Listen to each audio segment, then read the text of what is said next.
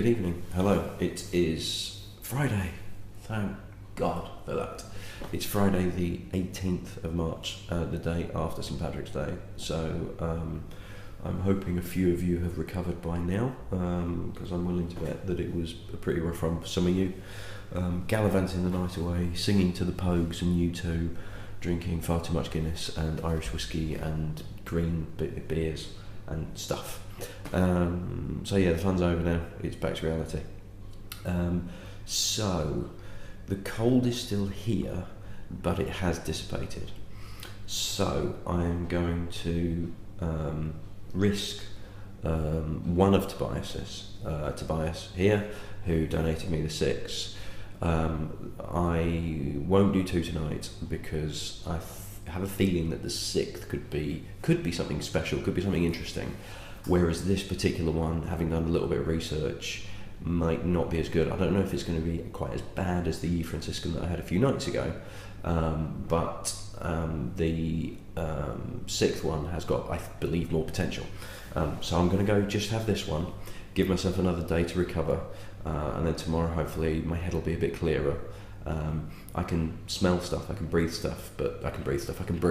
properly, but the back of my throat still feels quite thick, and I don't think I'm going to quite give it the justice that the next one might deserve. So hopefully another day will clear my head a little bit more.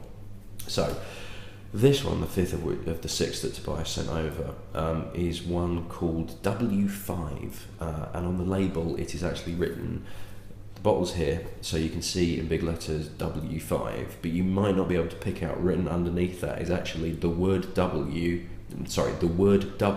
dash the letter U dash the word 5.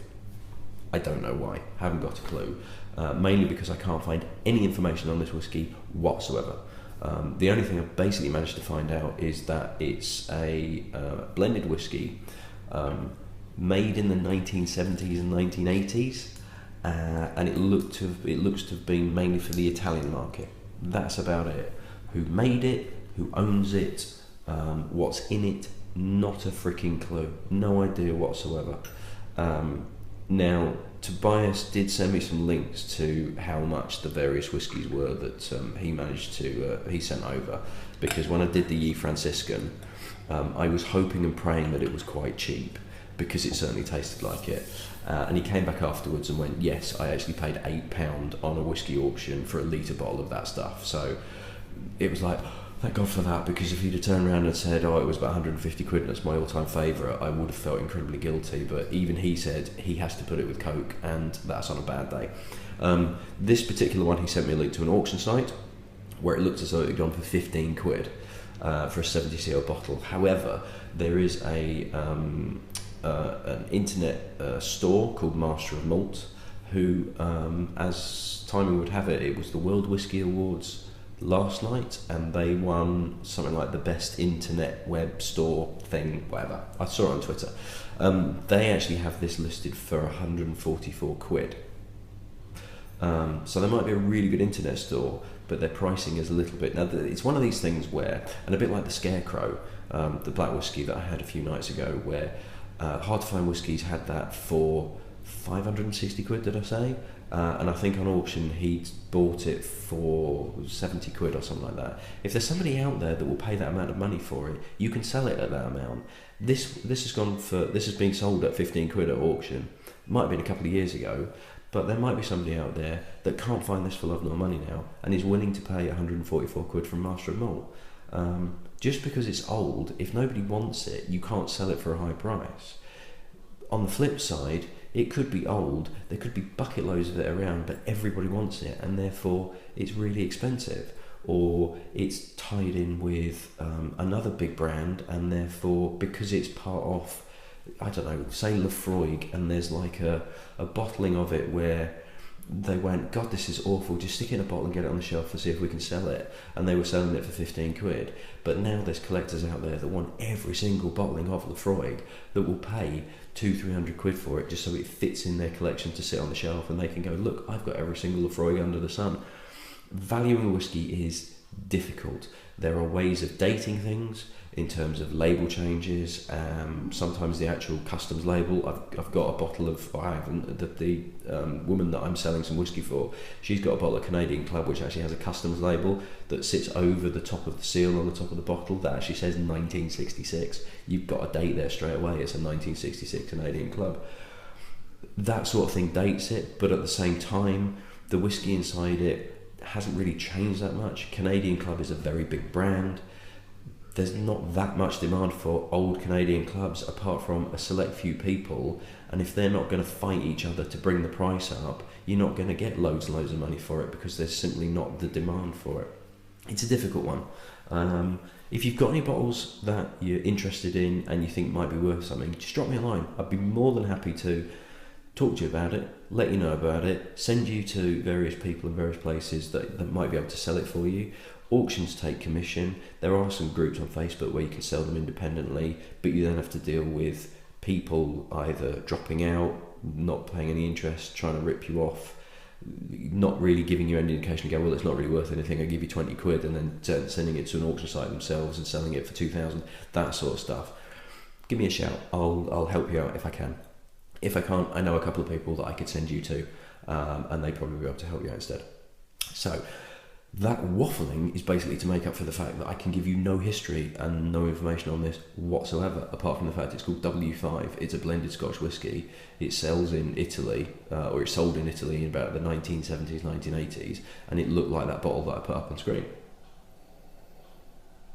Now the nose actually isn't that bad. It's not Ye Franciscan levels of roughness. It's cutting through the gunk that's still in my head. But it's actually pretty well balanced. There's a definite graininess to it, but it's not too harsh, it's not too metallic, there's a nice softness to it. This is only a 40% as well. There is a slight metallic-y edge to it.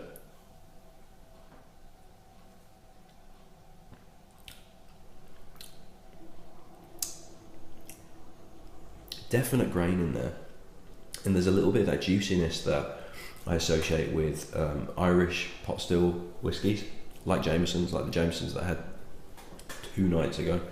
That was last night.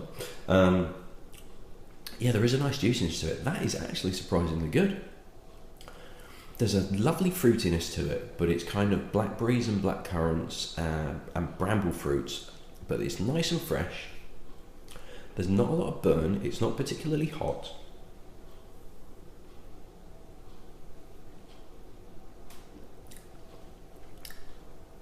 It really does remind me of an Irish whiskey.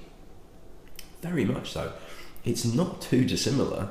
Now, admittedly, it's with a head full of cold, so my taste and my nose and pretty much all 5 of my senses are shot to shit. But it's not massively dissimilar to the Jamesons that I had last night, stroke 2 nights ago. That's actually surprisingly good.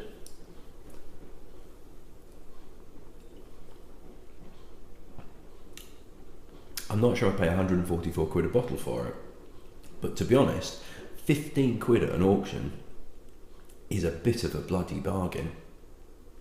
I saw it in another place for 20. I've seen 2 auction houses where it has sold for 15 and 20 quid, and those people have got an absolute bargain. I'm not actually sure what Tobias said he paid for it, because he sent me a link to an auction site, but I don't know if that was what he paid it for, and I'm sure that was 15 quid or 20 quid. And if that's what you paid for it, Tobias, you really got a good deal there, because that's really pleasant. It's really juicy. There's a really good balance to it. There's no burn, there's no harshness. There's a lovely fruit compote feel to it, like a summer fruit compote. That's excellent. That's really bloody good. That surprised the crap out of me, that. Right, so get on these auction sites and see if you can find W5, Double-U-5. Nearly did that then, that wouldn't have been too good. Get hold of that if you can, because if you can find that for sort of 15, 20 quid, and if I've started some demand for it and the prices start going up, well, it's your own fault. But yeah, very, very good indeed. Yes, that was lovely. So yeah, we shall see what happens with the 6th and final of Tobias's. So far we've got 3 out of 5 have been winner chicken dinner. One of them's been a little bit disappointing, but it was very unusual, and one of them was pretty bloody god awful. But it's certainly been an education, and I would never have tried them ever in my life otherwise. So yes, looking forward to tomorrow's. Very, very happy with that indeed. That's excellent, and I shall see you at the next one. Cheers.